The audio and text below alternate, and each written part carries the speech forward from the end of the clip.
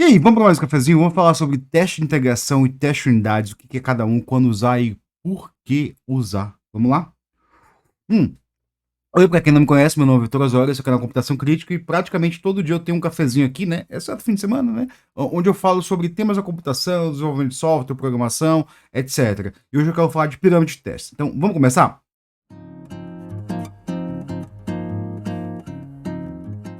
Bom, o que é cada tipo de teste? Assim, se você. Primeiro, assim, vamos começar do zero. Você faz teste na sua aplicação? Fazer essa pergunta bem básica, né? Eu não estou falando de você ir lá e testar a sua aplicação, não. Estou falando de implementar testes, né? Ir lá e falar assim: não, esse aqui é o meu conjuntinho de testes. Se você não faz, eu já te digo, cara, tá na hora de começar a fazer, assim, tipo, se um desenvolvedor experiente, ele sabe a importância dos testes e por que os testes vão te trazer ali mais estabilidade no futuro, né?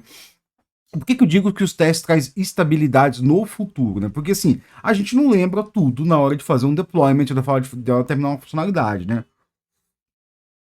Então imagina aí que eu tô ali desenvolvendo uma funcionalidade, aí eu chego e ó, terminei, né? Então vou aqui fazer uns testes, fiz um teste, bom, tá bom para reprodução. Cara, eu não lembro todas as funcionalidades, né? Eu não lembro todas as funcionalidades. Então quando eu codifico os testes, né? Eu tô codificando ali uma inteligência que vai validar a minha aplicação. Então, o objetivo de um teste automatizado é validar as funcionalidades da minha aplicação. Ele tem que testar funcionalidades. Por isso que, assim, eu sempre digo que quando você for escrever testes, é importante que você escreva o teste dizendo que funcionalidade está testando. A escrita do teste, o design da escrita do teste, ela é diferente do design da escrita do código, né? O design da escrita do código está ali pensando numa classe específica, né? Enquanto o do teste tem que pensar em funcionalidade. Obviamente, você pode ter ali funcionalidades mais internas, quando você pega ali um componente específico e testa ele, né? Então, olha, eu já falei muito de um caso de uso que eu peguei um buffer ali, extraí um buffer, né? Testei aquele buffer, vi alguns probleminhas que existiam nele, né? Consertei aquele buffer e quando simplesmente integrei o bug que eu tava procurando, acabou, né? Eu só de extrair o componente, testar aquele componente ali, eu já consertei um bug que eu estava procurando, né? Então, isso aí, o que eu acabei de fazer, é um exemplo muito claro de teste unitário. O que é o teste unitário? Quando eu pego uma unidade de código, uma unidade pode ser uma funcionalidade, pode ser uma classe específica, pode ser um módulo específico, e eu vou testar ele internamente, né? Eu não dependo de componentes internos. Então o teste unitário, ele não depende de componentes internos. Eu vou testar ele. Ah, mas e se eu precisar de componentes internos, não sei o que, não sei o que. Cara, se você precisar de componentes internos ali, de componentes externos, né? Tipo, eu preciso de um banco de dados, eu preciso eu preciso de um Kafka. Talvez você possa mocar esses caras. Dá para mocar. Mocar, o que é mocar? É quando você constrói um falso, né? Algo que é falso. E aí você tem bibliotecas como Mockito, que vão te ajudar com isso. Muitos dos frameworks já não pedem mais isso ali. Se você pegar, né?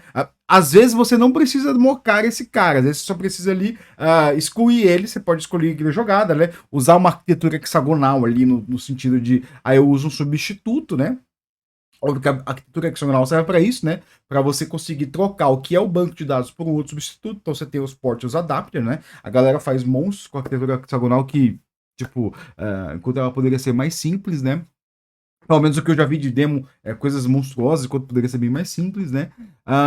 E aí você substitui aquele cara. Mas os frameworks modernos já fazem esse mock, eles já sobem ali banco, né? Então, se você quiser testar ali uma funcionalidade específica que dependa do banco, você pode usar o banco. E é até melhor, tá, galera? É até melhor, porque quando você usa o banco, você já garante ali que o que vem de verdade, né? Era até engraçado que eu lembro uma vez que a gente desenvolveu uma funcionalidade com um banco, né? E aí a gente usou um banco eu acho que era Mongo, alguma coisa assim, né? A gente usou um mock lá, e aquele mock, ele volta, quando o objeto não existia no banco, né? Ele voltava nulo, e a gente estava confiando nisso. Quando a gente jogou em prod, na versão que estava em prod, em vez de voltar nulo, ele voltava uma exception. A gente olhou, opa, tipo, ferrou todo o nosso código, né? Então, às vezes é até bom ali você usar deixar o seu framework instanciar alguma coisa ali por trás, né? Eu tava até fazendo um teste com o Spring, né? O Spring não tem isso, né? O Spring não instancia um banco no ambiente de teste, por isso você tem que usar outra coisa. O Quarkus ele instancia, né? Então o Quarkus é muito mais fácil de testar do que o Spring. Fica a dica aí para quem quiser, quem estiver escolhendo entre os dois, né? E aí o teste unitário é isso, quando você isola um componente de teste, né? O teste de integração é outro tipo de teste que você não isola um componente, você pega o seu sistema como um todo e vê como ele se integra em outros sistemas. Então ali você pega, por exemplo, o sistema que eu vou subir aqui, ele vai responder uma HTTP, né? E ele vai usar um banco de dados. Então você sobe esse ambiente, né? E aí você joga requisições lá do mundo real mesmo, assim, né? Eu lembro que quando eu trabalhei numa empresa de IoT industrial, para fazer teste de integração, que eu fiz, né? Eu fiz um negócio que foi uma tática, uma estratégia de teste que eu achei interessante, né? Eu peguei, subi um sisteminha, né? Que esse sisteminha era composto por era um negócio de energia numa luz ali, né? Tipo, eu tinha um ambiente eu tinha um laboratório que tinha uma luz, mini transformador, não é um transformador, um relógio de energia, né? E aí eu queria observar quais eram os sinais que esse cara emitia para jogar todos eles no meu sistema e verificar ali, né? Verificar se meu teste falhava ou não, né? Aí eu subi esse cara e deixei uma semana ali rodando e eu botei um carinha ali que ficava salvando todas as mensagens que ele produzia, né? Salvei isso num dataset, né? E aí quando eu ia fazer meus testes, que eu fazia assim, eu subia o ambiente, pegava esse dataset e jogava ele. Aí eu conseguia ali emular uma semana de funcionamento do cara ali, né? Em pouco menos sei lá, 10 minutos, né? Então era um teste de integração. Aí você fala assim, nossa, 10 minutos, que teste longo. Sim, testes de integração são mais demorados, né? Inclusive eu vou ter que desenvolver um agora, que eu tô olhando para tela do meu notebook, no meu outro notebook, e falei, nossa, eu vou ter que desenvolver um agora, que eu acho chato pra caramba desenvolver teste de integração. Mas é a vida, né? Então, assim, já tem uma dica aqui que é muito importante, né? Uma diferença de teste unitário com teste de integração. Teste unitário, eu posso ter um sistema mocado, um sistema ali de Docker, que eu subo, desço e uso, né? Aliás, Docker eu sempre recomendo você dar uma olhada em teste containers, né? Teste containers é uma biblioteca muito legal para se usar. E não é só Java, tá, galera? Pode usar em outras linguagens também, né? É uma biblioteca muito legal para se usar ali. O link vai estar aqui na descrição. Para você para fazer teste de integração, teste unitário às vezes, né? Teste unitário é bem feito, né? E o teste unitário ele é rápido, né? Você usa ambientes controlados, né? Você constrói esses ambientes, você destrói esses ambientes e você faz o teste ali rápido para o quê? Para validar o seu códigozinho, né? O teste de integração, ele é mais demorado, ele é mais lento, mas ele vai testar o seu sistema do mundo real, né? Aí você pode estar pensando, mas por que eu preciso de dois tipos de testes diferentes, né? Porque assim, o teste de integração, ele é mais lento. Então, o que eu vou testar aqui no teste de integração, né? Aquilo que eu não consigo testar em teste unitário. Então, assim, o primeiro teste de integração que é, se o sistema sobe, ele responde. Se ele responde, beleza, respondeu, legal, né? Depois, assim, eu consigo validar as minhas requisições, eu consigo invadir aquele, sei lá, eu consigo fazer uma request ali que quebra aquele sistema? Não. Então, eu vou validar aquele carinha ali no teste de integração, né? E por que eu preciso de um teste unitário? Para falhar mais rápido. Imagina só assim, né? Eu tô ali desenvolvendo, eu passo uma funcionalidade toda desenvolvendo, subo ele e vejo que falhou um monte de coisa. É muito mais fácil eu rodar o meu comando de build ali, testar automaticamente, validar que tem coisa quebrada ali, já corrigir, do que esperar para falhar mais à frente e ter que corrigir tudo à frente, né? Existe uma filosofia quase, né? Que é fale de falhar, né? Não de falar, né? Fale rápido, né? Fail fast em inglês, né? Quando você falha rápido, né? Você corrige rapidamente. Por quê? Porque falhar rápido é importante e porque quanto mais cedo você encontrar os bugs ali de desenvolvimento, é importante. Porque às vezes quando você falha, quando você vê que um teste falha, que um teste quebra, você se depara com algum problema muito rápido e isso vai facilitar o desenvolvimento de quê? De você não pegar caminhos errados, né? É como se você imagina que está numa estrada ali, né? E aí você pega uma bifurcação que vai te levar para longe, né?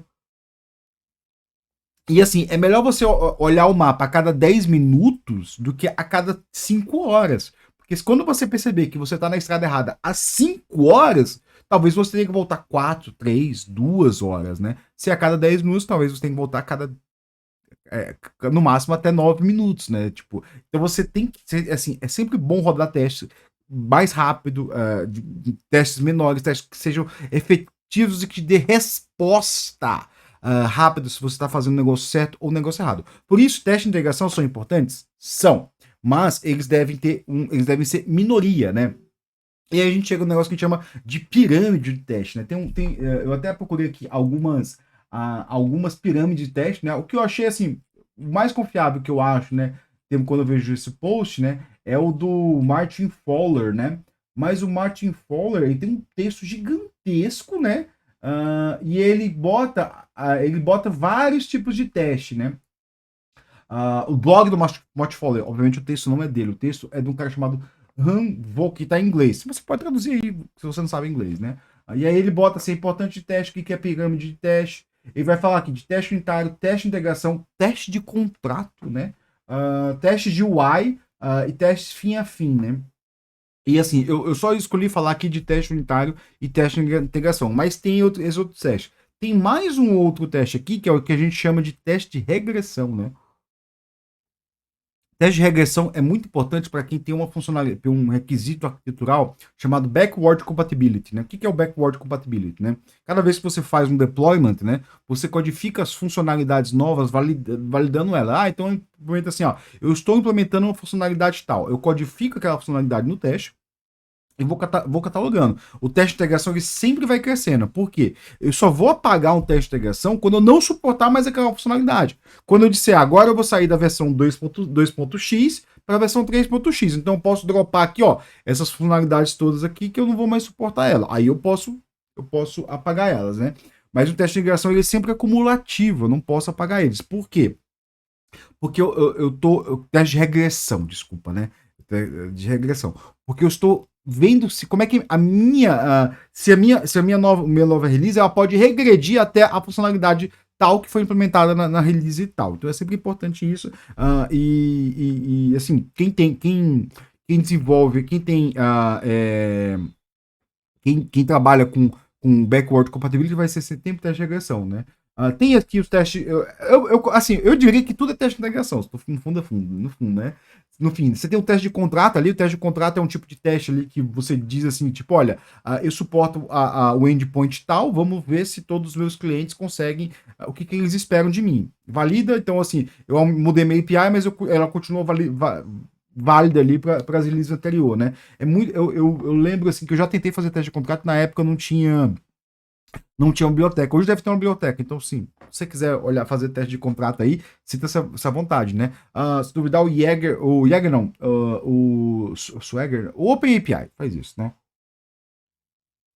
É muito difícil. Teste de interface gráfica, o iTests, né? E o tal do teste fim a fim, né? O que é o teste fim a fim? O teste fim a fim, ele é um pouco diferente do teste de integração, por quê? Você vai ter que subir o ambiente inteiro, você vai ter que jogar entradas de usuário lá no ambiente inteiro. Então, assim, você vai simular o uso da aplicação no ambiente inteiro, você vai verificar os resultados, né? Então, o teste de fim a fim ele acaba sendo muito caro, né? Caro no sentido de, tipo, ambiente, você vai ter que montar um ambiente ali. Tipo, a gente faz teste de contrato de fim a fim, e eles são extremamente caros. Assim, a gente tem um ambiente lá que ele sobe de vez em quando, né? Eles rodam ali, vê se tá tudo bem, gera o relatório e fala assim, ó, conserte, né? A gente até espera que nessa hora não fale nada. Por quê? Porque esse teste é muito caro, ele é demorado. Então, assim, a gente faz uma release, né? A gente tem um processo que faz uma release, né? Fez a release, vai rodar esses testes de fim a fim, né? Rodou esse teste de fim a fim, gera o relatório e tem que passar tudo. Se não passar tudo, ele volta e aí faz uma análise, tipo, olha, assim, falhou esse teste, há algum problema? Se houver algum problema, a gente fala assim, ó, a gente está entregando algo aqui, ela não cumpre as funcionalidades tal, e aí quem usa aquelas funcionalidades não vai usar aquela build, né? Depois a gente conserta aqueles testes e numa release minor futura a gente dá um bug fix para aquilo dali. Acontece, esses bugs acontecem. Principalmente quando os testes de regressão, eles não estão bem elaborados ali para algumas funcionalidades, né? Ou os testes unitários não estão bem elaborados, né? Olha, agora que eu vi que o post em português ali, o post que eu vi de teste ele tem em português. Só vou deixar o post em português aqui, o post da pirâmide de teste, né? Talvez algum tradutor aí, o Thiago Jabur aí fez uma tradução aqui, né? Que interessante, né? Então vai ter um post aqui em português do site do Martin Fowler sobre pirâmide de teste, né? Então, tem esses vários tipos de teste, né? É sempre bom a gente entender que chama-se pirâmide de teste, porque a base, que é os testes unitários, tem que ser maior, tem que pegar a maior quantidade de erros, né? E a quantidade de testes tem que ser menor. E por que a quantidade de testes que são acima tem que ser menor, né? Porque quanto você vai subindo na pirâmide, vai ficando cada vez mais demorado e mais demorado e mais caro testar. Então, assim, você vai gastar mais recursos ali, vai ter mais servidor cloud ali e vai ser mais lento testar, né? E aí, mais você vai rodar com menos frequência, né? Rodando com menos frequência, você demora mais para encontrar o teste. Então, assim, a maioria dos bugs tem que encontrar na base da pirâmide, galera. Então, tem que encontrar na base da pirâmide. Para quê? Para evitar ter que ter muito retrabalho no final da release. Imagina você fazer uma release ali, você, tipo, com 2 semanas implementando a funcionalidade, e você assim, cara, você tá com um assumption errado aqui, você vai ter que mudar todo o seu código. Você vai ter muito retrabalho. Então é bom você já ter tudo codificado ali em testes unitários, ter uma boa quantidade de testes unitários, mesmo que demore 5, 6 minutos para rodar ali, você não precisa rodar tudo, né? O JUnit, aliás, tem uma funcionalidade que eu acho maravilhosa, chamado tags, né? Você pode rodar testes por tags, né? Infelizmente, é muito pouco usado, eu vi poucos times usando, pelo menos no meu dia a dia. Eu uso, às vezes, né, o Kill Tags, ele fala, eu quero só rodar os testes disso aqui. Aí eu roda aquele cara ali, sucesso! Eu rodei só aqueles testes, né? Mas é isso, galera. Falei 16 minutos de teste unitário, teste de integração. Se você não faz teste, já te digo, olha, chama seu time aí, tem uma conversa, chama o seu sênior aí e faz assim, ô bicho, a gente não faz teste por quê, cara? E se a gente não fizesse teste, né? E aí mostra dessas apresentações, desses posts aí, tem um vídeo meu, se duvidar, né? Por que tem que fazer teste aí? Mostra pra ele e fala assim, cara, o Vitor aqui, que tem 20 anos de experiência aqui, fala que já se ferrou muito não fazendo teste. E ele recomenda fazer teste, né? Aliás, eu já peguei projetos sem teste, cara. Eu lembro que já peguei projetos sem teste. E eram projetos legados, sem teste. E aí você tinha que ir atrás das pessoas, né? E era interessante que a empresa ainda tinha as pessoas ali trabalhando, mas a gente teve muito problema. Porque a gente não tinha teste, né?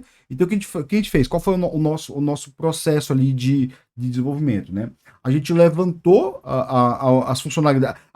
Quando a gente não tem teste, né? Eu já vou abrir uma nova abinha aqui no meu cafezinho, né? Quando a gente pega um projeto e não tem teste, né? A gente tem que tomar uma abordagem que a gente confia plenamente no que está ali, no produto, né? Então a gente fala assim, ó, o produto está aqui, esse projeto ele existe, né? Ele está correto, funcionalmente ele está correto, eu vou confiar plenamente nele. Um pressuposto nosso. Então vamos começar o quê? Fazendo testes de unidade para entender ele. Então eu vou pegar ali, vou ver os componentes que tem nele, vou listar os componentes que tem nele, vou testar aqueles componentes, vou validar aqueles componentes, acreditando que eles estão corretos, né? Até entender quais são as funcionalidades que ele existe. Quando ele entende as funcionalidades que existem naquele ambiente, o que eu vou fazer? Eu vou começar a alterar aquilo dali, confiando nos meus testes, né? Por quê? Porque eu não posso quebrar o que tem ali, né? Então, quando o sistema que eu pego ele é legado, ele não tem testes, eu crio um benchmark, uma suíte de testes, confiando que ele está correto, né? Com duas intenções. Para eu entender o sistema. 2, para eu conseguir navegar naquele código sem quebrar aquele código. Porque eu não posso. Se eu tenho um sistema que está em produção ali, eu tenho que alterar ele, eu não posso quebrar ele. Eu não posso adicionar um bug no sistema ali que já é legado, que está há anos, está em produção e funciona, né? Porque assim, eu tenho. A não ser que eu me pediram para alterar ele, mas normalmente, quando eu trabalhei com sistemas legados, a maioria das vezes é adiciona funcionalidade nova. Exceto quando tem um erro, né? Uma vez teve um erro ali que. Eu até falei, eu acho que se duvidar, na lentidão do RM, um cafezinho que eu fiz há muito tempo aqui, né?